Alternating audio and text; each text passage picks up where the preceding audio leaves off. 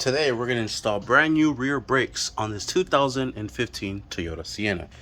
Alright, I just made a video of how to remove the brake calipers on this 2015 Toyota Sienna on the rear. Now we're going to install the new ones.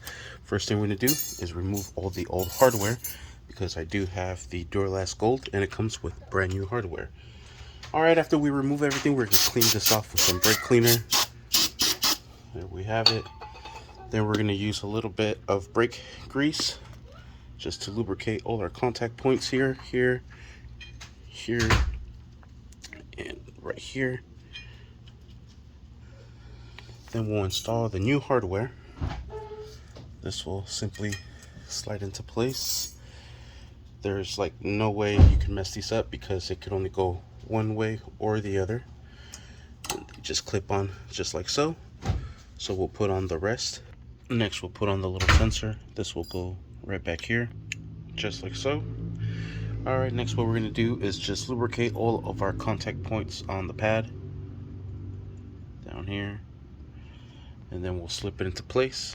And I actually like to put a little bit of grease here and here. That way it has lubrication everywhere. No excuses for squeakiness, just like so. Alright, we'll grab a little bit of grease and just put some on the brake shoes itself. That way when this caliper fits in here, it's making good contact points. Next what we're going to do is remove these caliper pins. Spray them with some brake cleaner. Then we'll put some grease in it. Put this back. That way it's nice and springy. Same thing with the bottom one. Spray this off. Clean this off. Put some grease in it. Just like so. Put this back into place. Perfect. Let's put our caliper back into place. Put in our caliper pins. Oh, I'm sorry, caliper bolts onto the caliper pin. And the bottom one as well. And we'll use a 14mm wrench or socket to tie these down and secure these down. Bottom one as well. All right, and we are set.